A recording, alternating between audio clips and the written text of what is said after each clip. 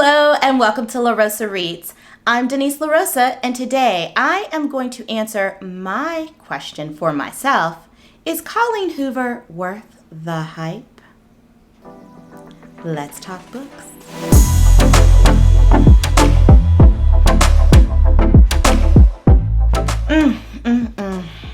Colleen Hoover.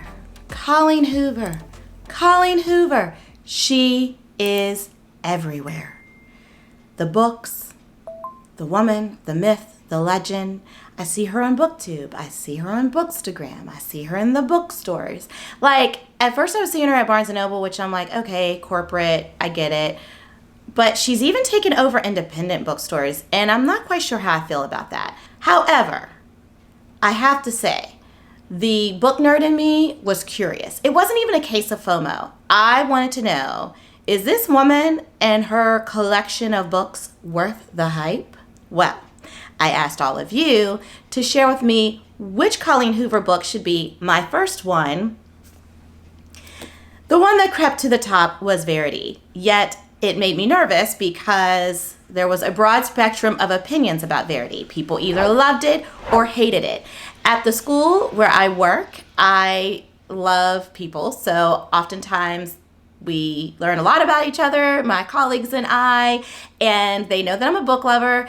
And one of our staff members in the cafeteria is an avid book reader as well, and we love to talk books. I'd be getting my grub and be chatting it up with this wonderful book lover, and she had already read Verity. She watches La Rosa Reads, you know who you are, and she was like, girl, have you read Verity yet? And I'm like, no.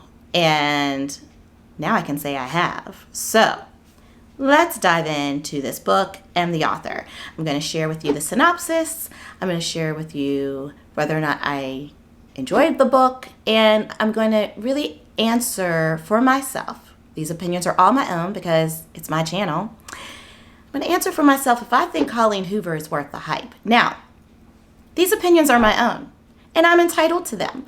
And you're entitled to yours too. And y'all know how I roll. I love engaging with folks who have differing opinions than my own, whether it's books or a wide range of issues. So we can chat it up in the comment section below. You can share whether you agree or disagree and tell me why or why not. And so without any further ado, let's dive into this Colleen Hoover party.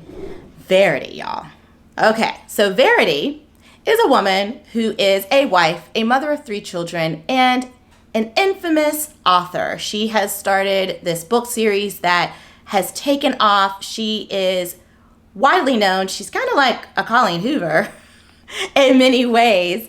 And unfortunately, she suffers a tragedy or tragedies. But one tragedy leads her to be essentially incapacitated, and therefore she is unable to continue on writing this series of from this book series that she has started. And that's troubling because it's widely popular. Her fans, her agent, the publishing company are like, girl, you got to finish this book. So her husband decides to partner with her agent, the publishing company, and go on the hunt for an author who can help Verity co-write essentially the rest of the series. So Verity had begun kind of sketching out the final 3 books of this series. And so this author that would come on board would help complete the books. And so the husband and agent decide to call upon a D-list author. I think that's generous to say or accurate to say. A D-list author to carry out this task. And she's kind of like, what? Like, why? Like, why me? Like, what's this about? So she's questioning, she's resisting because she's thinking this is a lot of pressure. She decides to go under a pseudonym, and she is urged to just get her done because it was a lucrative offer and she needs the money. We fast forward to her actually accepting this deal. She ends up at Verity's home, where Verity is there with a nurse that's caring for her. Her husband's caring for her. Her son is there, and the house is creepy. And we come up on some writing in Verity's office. that is autobiographical and highly disturbing. Highly disturbing. She reveals some things about her life experiences that are downright disgusting and deal around abusing her children and hating her children and not wanting her children and doing things to ensure that she doesn't have to deal with her children. As someone who loves children and is a mother, I was highly disturbed. Like, so highly disturbed. This book was hard to read, and that's what my friend at work told me, my colleague, my coworker, my chum. She warned me. She knows me enough to know, like, I was not going to be digging that element, which is a huge part of the story. So I had to put the book down from time to time.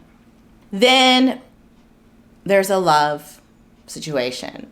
So the D-list author ends up getting romantically involved with Verity's husband. They're all under the same roof. Things happen, both mysterious and romantic. And the ending, some people say on social media, like, hashtag, like, y'all, that ending, though. The ending leaves the reader with the ability to decide for themselves whether to take Verity's words, which are the final words of the book, at face value, to truly believe them or not to believe them. So it's up to interpretation. That is the synopsis. Now, here we are, friends, at the part where I'm actually talking about Colleen Hoover, the author, the writing quality, the reading experience. So, I say this with love. Let me first and foremost say I have a great love, respect, and appreciation for authors, for making themselves vulnerable. You know, writing is an art form. I am an artist at heart, and I try to resist, like, being uber critical of the person and just focus on constructive criticism of the art itself. I don't get it. I don't get the hype with Colleen Hoover. Let's talk about the writing. The writing was fine, okay? It was fine. There was no nuance, however, no intrigue. It was very flat, like just literally telling you what's happening, what people are saying, what's happening, what people are saying. And I'm like, this is very flat. It wasn't a rich reading experience. I didn't feel like the writing was enriching my reading experience or my vocabulary, you know, all of that. Now, do books have to do that for me? Like, is that a requirement? Heck no. I read so many things from light to heavy and deep and literary. That's fine. But even for a lighter read, a bare bones basic story, for me as a reader at the age that I'm at, I do hope and look for the author kind of taking me on a journey that goes beyond the literal, right? And that did not happen for me here. The storyline, it was dark, mysterious. I did find myself flipping the pages. Her reads are quick reads, right? So I wasn't thinking this book sucks and I don't want to read it. I had no urge to DNF it. So with that being said, like, it was a fine reading experience. Like, I wanted to read the book and finish it. I just struggle because there are so many other books and so many other authors that I have enjoyed so much more. And this is just me, that I have enjoyed so much more. And I feel like they have so much more to offer where I'm like, Colleen Hoover, boo, good for you, love you, keep doing you. I wish you the best and good for you and your success. I don't want to take away from her success. It's a yes and for me. Okay, she's successful and there's a heck of a lot more authors worthy of flowers in addition to Colleen Hoover and Emily Henry and the like. So that's where I stand with Colleen Hoover. Is she worth the hype? No, in my opinion. Is she horrible? No. Are there other authors that are better? Yes. So that's where I stand with this. Verity, fine. Apparently there's like a new hardcover with an additional chapter. I have no desire to pick it up. Will I read another Colleen Hoover book? I have no desire to do that either. This is probably it for me, friends. It's a wrap on Colleen Hoover. I'm glad that I read it. It's kind of like reminds me of my experience as a performing artist. I wanted to live in New York City and have that New York City experience. I had it for a year and I said, you know what? It's time to leave and try to actually have a job and do the things. Again, other people, successful performing artists and love to live that life. For me, I had had enough. And that's how I feel about Colleen Hoover.